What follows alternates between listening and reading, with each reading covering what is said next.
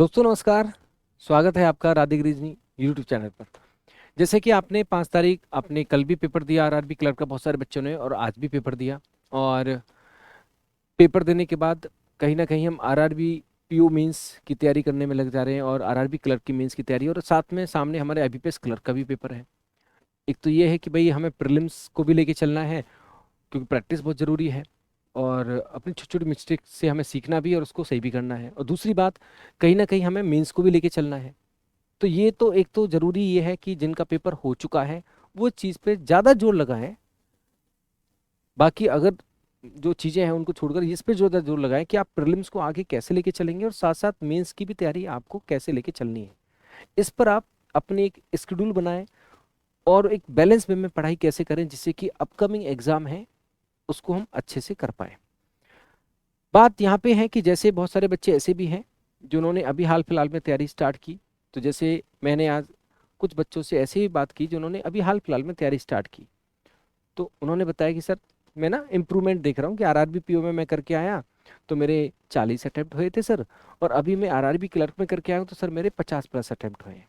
तो मैंने एक बात बोली उनसे कि बेटा आपने अभी तैयारी स्टार्ट की है, आप ये एक्सपेक्ट मत करो कि मेरा पेपर क्लियर होगा कि नहीं होगा, क्योंकि इतने कम अटेम्प्ट पे बेटा क्लियर नहीं होता है 40 और 50 पे, है ना। बट आप इम्प्रूवमेंट की तरफ है, ये अच्छी बात है, क्योंकि कहीं ना कहीं आप अगर चीज़ों को समझते हुए आगे बढ़ेंगे और एग्ज़ाम आप जरूर दीजिए, इससे आपको समझ में आ रहा है कि लेवल क्या है, और फिर आप अपने आप को इम्प्रूव करिए और आगे बढ़िए। आप आगे कुछ समय के बाद जब आपके अंदर इंप्रूवमेंट उस लेवल का आ जाएगा तो डेफिनेटली एग्जाम में निकाल पाओ। तो ये बात उन बच्चों के लिए है जो हाल फिलहाल में जिन्होंने तैयारी स्टार्ट की है और वो एग्जाम दे रहे हैं। तो वो ये सोच के ना दें कि यार कट ऑफ क्या नहीं वो, और हाँ वो गैस वर्क भी ना करें, गैस वर्क भी ना करें, क्योंकि उनको एक्चुअल में अपने इंप्रूवमेंट के बारे में पता नहीं चल पाएगा। ठीक है। तो ऐसा होता है जैसे हमने महीने 2 महीने से कहीं क्लास लेना स्टार्ट किया, पढ़ना स्टार्ट किया, ऑफलाइन पढ़ना स्टार्ट किया, ऑनलाइन पढ़ना स्टार्ट किया, और हमें पता है कि यार हम जान रहे हैं, देख रहे हैं यूट्यूब वगैरह पे कि इतना कट ऑफ जाता है, प्रीवियस ईयर का इतना कट ऑफ है, और उन्होंने क्या कर दिया, गेस वर्क करना स्टार्ट कर दिया। तो ये काम ना करें। तो ये उन बच्चों को सलाह है जिन्होंने हाल फिलहाल में स्टार्ट किया 2-3 महीने में, 4 महीने में, है ना, या 1 महीने से। गेस वर्क ना करें, अपने इंप्रूवमेंट को पहचानें और उस पर काम करें। दूसरी बात, जो कहीं ना कहीं पूरा सिलेबस पढ़ चुके हैं और उन्होंने उम्मीद के साथ कर रहे हैं कि आरआरबी क्लर्क में निकाल सकता हूँ, निकालूंगा, ठीक है। तो उनके लिए अगर मैं गुड और सेफ अटेम्प्ट की बात करूँ, देखो पेपर क्या है, आरआरबी पीओ की तरह पेपर यहाँ पे इस तरह से चेंजेस यहाँ पे देखने को ज्यादा नहीं मिले। ठीक है।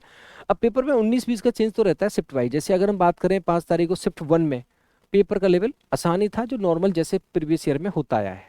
और हमारे बैंकिंग में प्रीलिम्स को लेकर जो लेवल होता है वो 2 एग्जाम का सबसे आसान होता है। एक होता है आरआरबी क्लर्क का और एक होता है आरबी असिस्टेंट का। आरबी असिस्टेंट का लेवल आसान होता है, कट ऑफ ज्यादा जाती है, स्पीड ज्यादा मांगता है एग्जाम। और उसके बाद सेकंड नंबर पे आता है आरआरबी क्लर्क, जहां पे कट ऑफ ज्यादा जाती है और स्पीड होती है। तो मतलब अगर हम कहते हैं ना कि इजी से मॉडरेट की तरफ चलते हैं, तो सबसे आसान जो लेवल होता है वो आरबी असिस्टेंट का होता है। कट ऑफ मतलब अटेम्प्ट 90+ जाते हैं, आउट ऑफ 100 है, राइट। तो ऐसे जैसे आरबी असिस्टेंट है तो आरबी असिस्टेंट और आरआरबी क्लर्क ये उस पेस पे हैं दोनों। आर तो कहने का मतलब क्या है कि लेवल आसान होता है, लेकिन अब ऐसा भी नहीं है, जैसे कंपटीशन बढ़ रहा है और चीजें कहीं ना कहीं आपको कुछ कुछ चेंजेस देखने को मिल जाते हैं। जैसे क्वांट में अगर हम बात करें तो क्वांट में क्या होता है, क्वांट में अगर हम बात करें तो क्वांट में थोड़ा थोड़ी सी कैलकुलेशन आपको लगी, थोड़ी थोड़ी सी। अब जिसकी प्रैक्टिस अच्छी है, तो ऐसे ही बच्चे कहने को मिले कि जिसकी प्रैक्टिस अच्छी है क्वांट में भी, जो पीओ लेवल की क्वांट की प्रैक्टिस कर रहा है, तो उसने कहीं ना कहीं 40 में 40 भी किए हैं। लेकिन जनरल वे में अगर हम देखें तो रीजनिंग के कंपैरिजन में क्वांट हमें थोड़ा सा लेंदी लगता है, और थोड़ा सा अगर हम देखें तो था भी कहीं कहीं। जैसे अर्थमेटिक के सवाल किसी किसी शिफ्ट में क्या हो, जैसे 5 तारीख की fourth shift in comparison to other shift थोड़ी टफ थी अगर हम स्टूडेंट्स के पॉइंट ऑफ व्यू से देखें। और जनरली क्या होता है, लेवल बढ़ता चला जाता है शिफ्ट वाइज। और उसमें जैसे अर्थमेटिक के क्वेश्चन 10 की जगह 10 आए थे, फिर 12-13 हो गए, 14 हो गए, ऐसे हो गए, है ना। सिंप्लीफिकेशन किसी किसी को लेंदी लगा। तो वो एक अभ्यास के ऊपर भी है, लेकिन हाँ मैं क्वांट का लेवल कह सकता हूँ कि थोड़ा सा मॉडरेट की तरफ था पेपर में, थोड़ा सा उस तरह से जो प्रीवियस ईयर में आता है, तो उससे थोड़ा सा हमें एक लेवल कहीं ना कहीं कैलकुलेटिव लगा। दूसरी बात, reasoning somehow easy to moderate ही है ना। अब किसी की प्रैक्टिस कम है या उस लेवल पे अभ्यास नहीं किया है तो फिर उनको थोड़ा सा लगेगा कि यार पजल में फंस गया था, ये हो गया था। लेकिन अगर हम एक अच्छे एस्पायरेंट की बात करें जो अभ्यास भी अच्छा कर चुका है, कंसेप्ट को समझ चुका है, जान चुका है, तो पेपर का लेवल इजी ही था। रीजनिंग का इजी टू मॉडरेट ही कहेंगे, इजी ही था। और क्वांट का हम कहेंगे थोड़ा सा मॉडरेट की तरफ था। तो पहली बात तो ये है। तो ये जो है ना, ये एग्जाम है जैसे आरबी असिस्टेंट मैंने कहा या आरआरबी क्लर्क कहा, तो ये क्या है, ये स्पीड पे ज्यादा खेला जाता है और लेवल आपका कहीं ना कहीं इजी टू मॉडरेट ही रहता है। अब इससे ज्यादा थोड़ा सा लेवल आपको देखने को मिलेगा आईबीपीएस क्लर्क में, फिर उससे ज्यादा लेवल देखने को मिलेगा पीओ प्रीलिम्स में, फिर उससे ज्यादा मिलेगा एसबीआई पीओ प्रीलिम्स में। तो इस तरह से लेवल आपको देखने को मिलता है। क्वांट में हम कहें तो ये भी हम इजी टू मॉडरेट कहेंगे, लेकिन इसमें थोड़ा वजन कुछ कुछ क्वेश्चंस को लेकर हम क्या कर लेते हैं कि भाई हम मॉडरेट लेवल हम कह सकते हैं कुछ कुछ क्वेश्चंस को लेकर। लेकिन ऐसा नहीं है कि जिसने क्वांट किया नहीं तो वो कह दे साहब ये तो एडवांस। जैसे आपको मैंने पता ना, जैसे कुछ बच्चे क्या है 2-3 महीने पहले से तैयारी स्टार्ट की तो वो क्या कहेंगे सर मॉडरेट लेवल था, हो ही नहीं पाया, 50 ही हो पाया। अरे भाई आपकी तैयारी थोड़ी कम थी, कोई बात नहीं। बट एक अच्छे एस्पायरेंट जिसकी तैयारी हो चुकी है तो कहीं ना कहीं वो चीजों को करता है और किया भी है।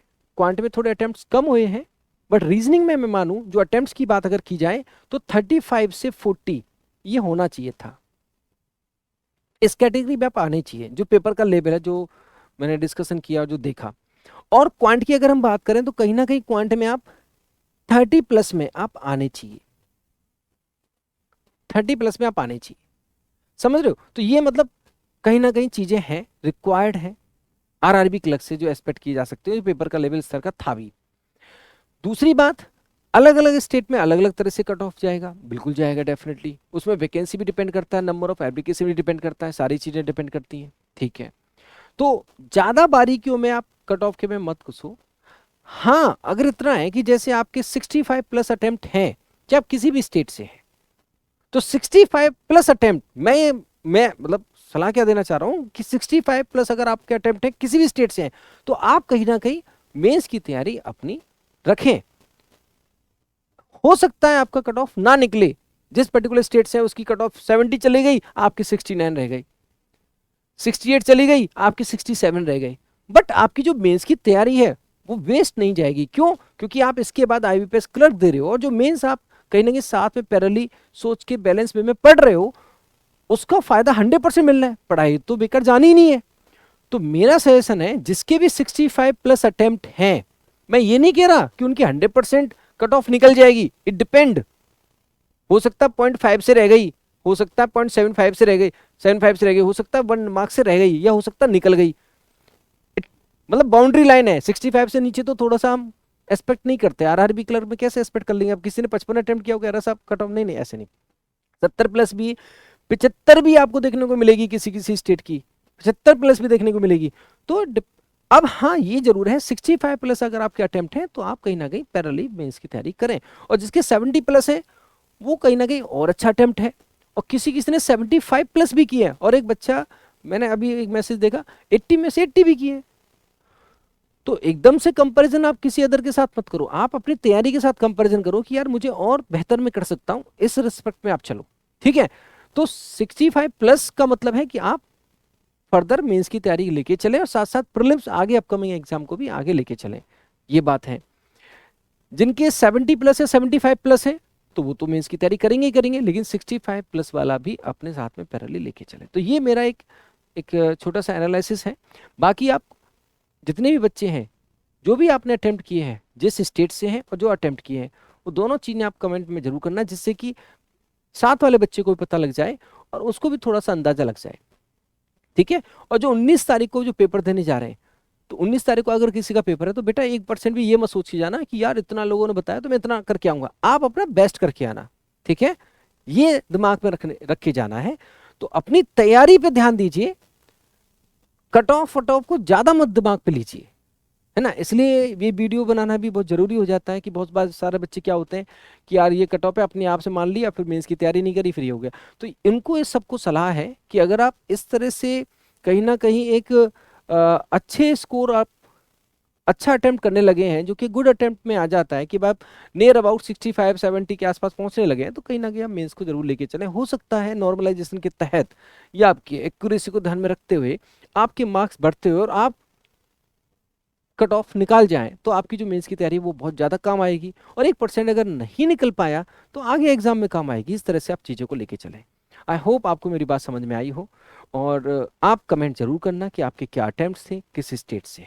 2 चीज़ें कमेंट जरूर करना, ठीक है। Thank you so much. और जल्दी ही हम मेंस के चीज़ें भी लेके चलेंगे, आईबीपीएस क्लर्क का भी स्पीड बूस्टर लेके चलेंगे, क्योंकि हमने आरआरबी पीओ क्लर्क के लिए हमने स्पीड बूस्टर लिया, उससे बच्चे बता रहे हैं कि बहुत सारा लाभ मिला, प्रैक्टिस अच्छी हुई।